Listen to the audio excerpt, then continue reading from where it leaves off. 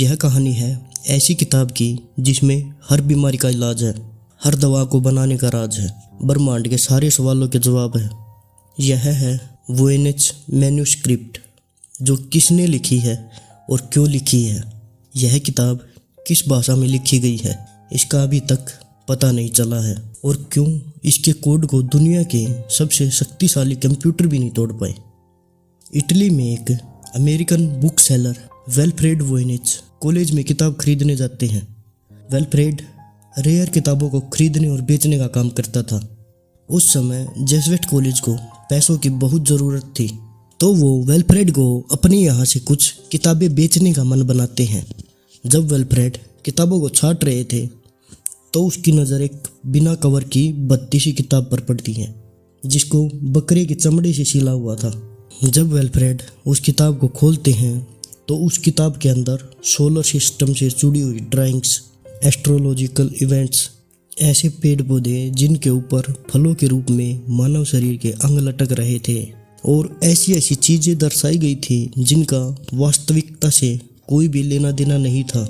और यह किताब किस भाषा में लिखी गई थी यह भी समझ में नहीं आ रहा था। और यह बात मायने रखती है क्योंकि वेल्फ्रेड 5 भाषाएं लिख सकते थे और 15 भाषाएं समझ सकते थे, क्योंकि यह आदमी रशिया के अच्छे घराने में पैदा हुआ था, दुनिया की टॉप 3 यूनिवर्सिटी से पढ़ा था, और क्योंकि इस अजीबोगरीब किताब को खोजने का श्रेय इस आदमी को जाता है, इसलिए इस किताब का नाम इस आदमी के नाम पर पड़ा, यानी वेल्फ्रेड मैन्युस्क्रिप्ट। अब वेल्फ्रेड ने इस किताब के कोड को तोड़ने के लिए अपनी पूरी ज़िंदगी लगा दी, क्योंकि वेल्फ्रेड को ऐसा लगता था कि यह किताब मानव इतिहास की सबसे बेशकीमती चीज़ है। अपने रिसर्च के आधार पर वेल्फ्रेड इस नतीजे पर पहुंचा कि शायद यह किताब रोजर बेकन ने लिखी हो। रोजर बेकन आज के समय इतिहास के सबसे ज़्यादा रिस्पेक्टेड केमिस्ट में से एक है। ये वही हैं जिन्होंने यूरोप को पहली बार गन पाउडर का फॉर्मूला दिया था। जिस ज़माने में ये साइंस की प्रैक्टिस कर रहे थे, उस ज़माने में साइंस की प्रैक्टिस को चर्च के रूल के खिलाफ माना जाता था। अब रोजर बेकन की इस साइंटिफिक हरकतों को देखते हुए उन्हें जेल में डाल दिया जाता है, लेकिन चर्च में कुछ लोग रोजर बेकन के फेवर में भी थे, तो उन्हें जेल में ही अपनी एक्सपेरिमेंट कंडक्ट करने के लिए सुविधाएं मुहैया कराई जाती हैं। और ऐसा माना जाता है कि रोजर बेकन ने जेल के अंदर ही सीक्रेट कोड के रूप में अपनी इस किताब को लिखा था। अगर कोई इस किताब को डिकोड कर सके, लेकिन इसके लिए सबसे पहले पता करना था कि यह किताब लिखी क्यों है और किस भाषा में लिखी गई है। 1930 में वेल्फ्रेड का देहांत हो जाता है और यह किताब उसकी पत्नी के पास चली जाती है, और 30 साल बाद उनकी पत्नी की मृत्यु के बाद यह किताब इस लाइब्रेरी में चली जाती है, जहां आज भी यह किताब ऐसी की ऐसी ही रखी है। अब जैसे ही इंटरनेट का चलन बढ़ा, लाइब्रेरी ने इस किताब के पन्नों को स्कैन करके इंटरनेट पर पब्लिश किया, और इस किताब के चर्चे पूरी दुनिया में आग की तरह फैल गए। करोड़ों लोग इस किताब के कोड को तोड़ने की कोशिश करने लगे, और फिर 2009 में यूनिवर्सिटी ऑफ एरिजोना से एक खबर आई। अब वैज्ञानिकों ने यह डिसाइड किया कि इस किताब की रेडियो कार्बन डेटिंग करेंगे और पता लगाएंगे कि आखिर यह किताब कितनी पुरानी है। रेडियो कार्बन डेटिंग के रिजल्ट से पता चला कि यह किताब 13वीं शताब्दी की थी ही नहीं, बल्कि यह किताब 15वीं शताब्दी की निकली, यानी ये किताब रोजर बेकन द्वारा नहीं लिखी गई थी। इसका मतलब यह था कि जितनी भी थ्योरी रोजर बेकन को लेकर बनाई गई थी, सब पर विराम लग गया। तो अब इस किताब पर रिसर्च तेज हो गई। अब वैज्ञानिकों का शक घूम कर जाता है महान वैज्ञानिक लियोनार्डो दा विंची की तरफ। क्या यह किताब लियोनार्डो दा विंची ने ही लिखी है?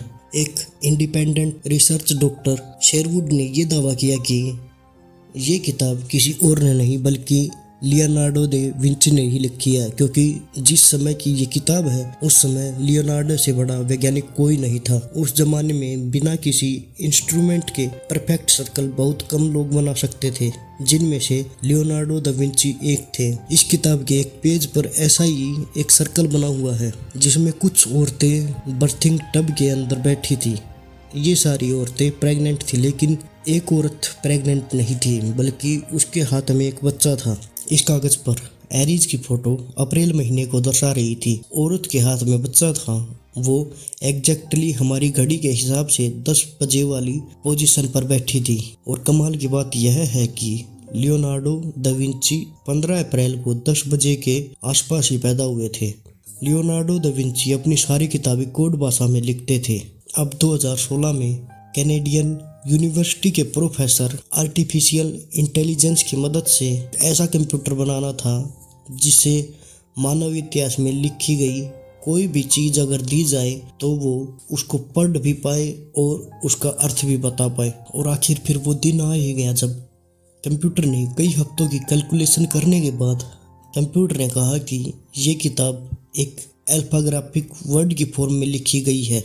अब 2017 में एक जर्मन इजिप्शियन एर्थोलॉजिस्ट ने 3 साल इस किताब पर रिसर्च की और 2020 में अपना रिसर्च पेपर पब्लिश किया। और उन्होंने इस किताब के बहुत सारे पैराग्राफ्स को डिकोड कर लिया और उनके हिसाब से ये किताब भविष्य में क्या होने वाला है यह बताने वाली थी। अब कुछ रिसर्चर का यह भी मानना है कि क्या पता यह किताब कोडेड भाषा में लिखी ना गई हो। क्या पता कि इस किताब को लेकर अब तक हमारी अप्रोच ही गलत हो। क्या पता जिस भाषा में यह किताब लिखी गई हो वो एक भाषा ही हो और एक ऐसी भाषा जो इंसान बोलते ही ना हो।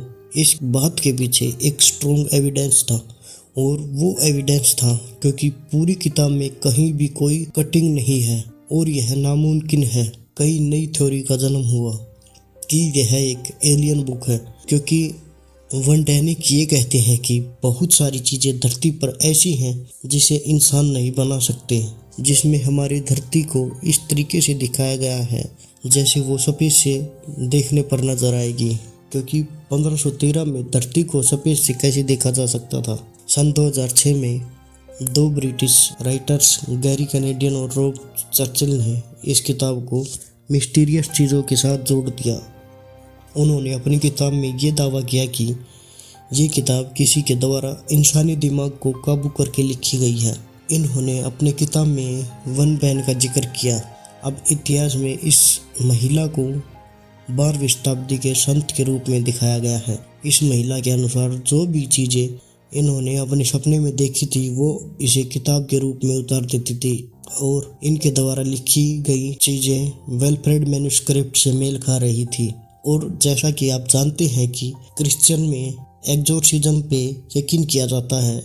अब यहाँ पर एक चीज़ बतानी ज़रूरी है कि ऐसा नहीं है कि सभी लोग इस किताब पर यकीन करते थे। कुछ लोग ऐसे भी थे जो यह मानते थे कि इस किताब को किसी पागल ने लिखा है और यह इस किताब की सबसे आसान एक्सप्लेनेशन थी। इसके बाद एक और थ्योरी का जन्म हुआ, वो यह है कि यह किताब विल्फ्रेड ने ही लिखी थी। अब वैसे इस पर यकीन करना मुश्किल है क्योंकि रेडियो कार्बन डेटिंग से यह पता लगाया गया था कि ये किताब 15वीं शताब्दी के आसपास रही होगी। तो रिसर्चर ने यह माना कि विल्फ्रेड ने 15वीं शताब्दी के बकरे की खाल कहीं से इकट्ठा करी और इस किताब का निर्माण किया ताकि वो इसे बेचकर दुनिया भर का पैसा कमा सके। लेकिन इसके भी कोई पुख्ता प्रमाण नहीं है। आपका इसके बारे में क्या विचार है, कमेंट में ज़रूर बताएं।